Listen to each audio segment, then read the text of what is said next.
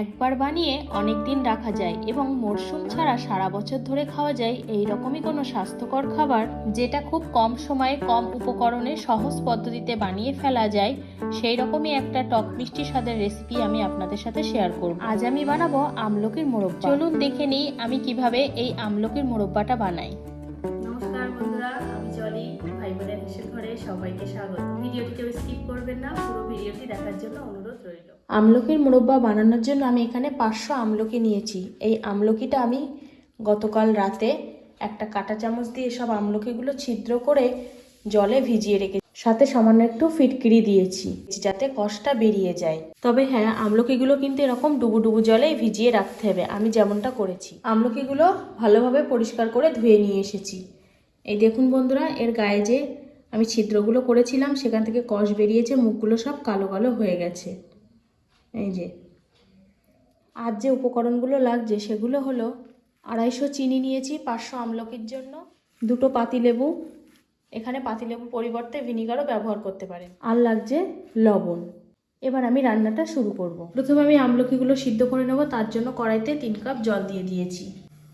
এবার এই জলে দিয়ে দেবো 1/2 চামচ লবণ। লবণটা ভালোভাবে জলের সাথে মিশিয়ে নেব। জলটা হালকা ফুটতে শুরু করেছে, এখন আমি এর মধ্যে আমলকিগুলো দিয়ে দেব। মিডিয়াম আঁচে আমি এবার আমলকিগুলো সিদ্ধ করে নেব।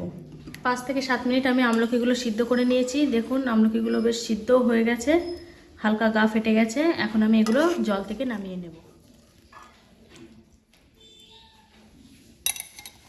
আমলকিগুলো সব সিদ্ধ হয়ে গেছে, এখন আমি কড়াইতে আবারও 1 কাপ মতো জল দিয়ে দিলাম। এই জলে দিয়ে দেবো এবার চিনি। চিনিটা ভালোভাবে গুলে নেব। চিনি পুরোটাই জলের সাথে গুলে গেছে, চিনির রসটাও রেডি হয়ে গেছে। এখন আমি এর মধ্যে যে পাতিলেবুটা নিয়েছিলাম সেটা রস বার করে নিয়েছি, এই রসটা দিয়ে দেব। ভালোভাবে এটা মিশিয়ে নেব। লেবুর রস ও চিনির রসটা ভালোভাবে মিশে গেছে, এখন আমি এর মধ্যে সিদ্ধ করা আমলকিগুলো দিয়ে দিলাম। চিনির রসের সাথে সিদ্ধ করা এই আমলকিটা আমি 5 থেকে 7 মিনিট এইভাবে ফোটাবো।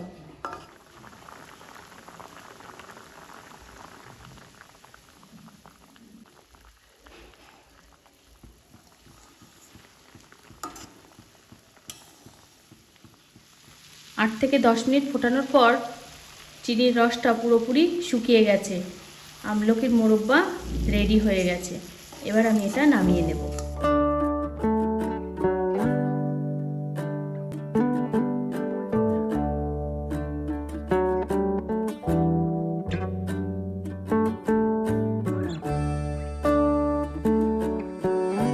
রেডি হয়ে গেছে আজকের রেসিপি আমলকির মোরব্বা। এটা একটা খুব স্বাস্থ্যকর খাবার এবং অনেক দিন পর্যন্ত এটা রেখে দেওয়া যাবে। আপনারাও বাড়িতে এইভাবে ট্রাই করবেন। আর কেমন লাগলো আজকের ভিডিওটা সেটা কিন্তু কমেন্ট করে জানান। মোরব্বাটা এখনো গরম আছে, ঠান্ডা হলে এটা আমি একটা কাচের বয়মের মধ্যে রেখে দেব, তাহলে এটা অনেক দিন পর্যন্ত ভালো থাকবে। মোরব্বাটা ঠান্ডা হয়ে গেছে, এখন আমি একটা কাচের বয়ম নিয়ে নিয়েছি, এর মধ্যে আমি একটা একটা করে আমলকিগুলো দিয়ে দেবো।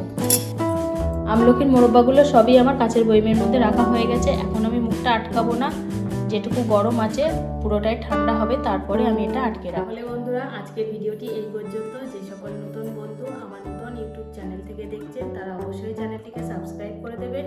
যে সকল বন্ধুরা ফেসবুক থেকে দেখছেন তারা অবশ্যই ফেসবুক